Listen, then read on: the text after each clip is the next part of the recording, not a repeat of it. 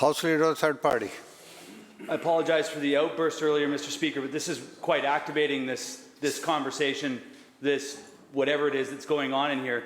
The recognition needs to be made from this government that our stuff, the stuff that my uncle that I talked about had to go visit our cultural so-called artifacts in that place were locked behind the closed doors. And those are not being transported out to the safe place for storage, Mr. Speaker. Those are staying in the building that's going to fall down.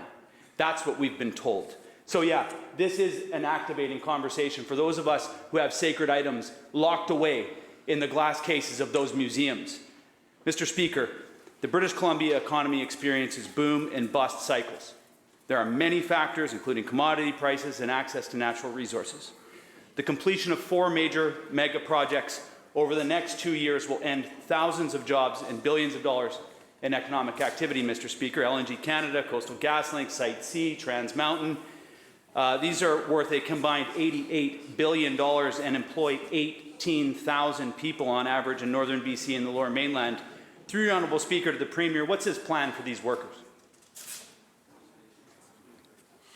Member for Jobs and Economic Development.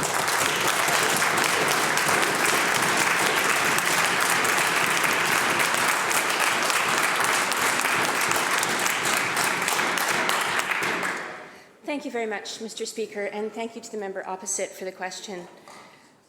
We know how important it is to keep people working. We've seen significant impacts as mills curtail, for example, and to the member's example as well. That's why we've created the $90 million Jobs Manufacturing Fund, Mr. Speaker. It's one example of the work that we're doing to ensure economic diversity in our province. It's so important that people can find well-paying jobs wherever they live in the province, Mr. Speaker. It's important to us. We're doing that work and we'll continue.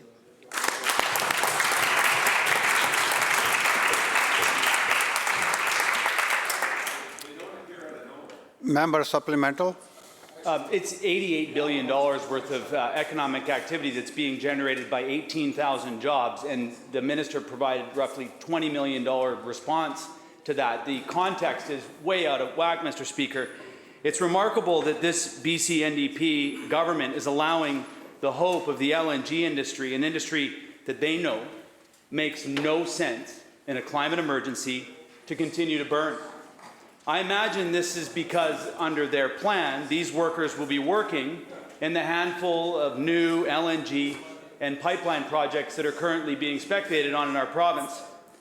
It appears that this BC NDP government is poised to make fracked gas the next forest fibre. Neither the Premier nor his ministers will close the door on future fossil fuel expansion. We've given them several opportunities just this week and before. Mr. Speaker, through you to the Premier, is he planning on keeping these workers busy on the handful of new gas liquefaction and pipeline projects, such as the Enbridge project, which is currently being proposed in this province? Minister of Transportation. Thank you.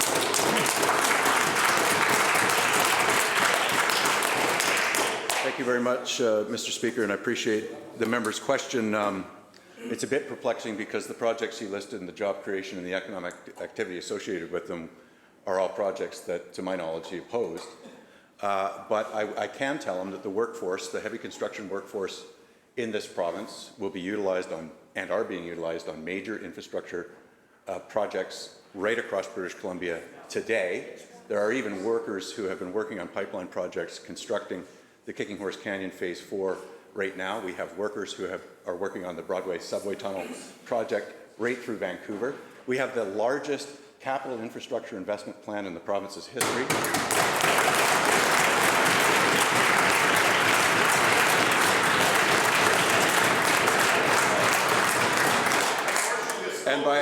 And by investing in the skills of workers in this province, Mr. Speaker, we are creating the capacity to do even more infrastructure projects that will develop a modern economy in the province of British Columbia.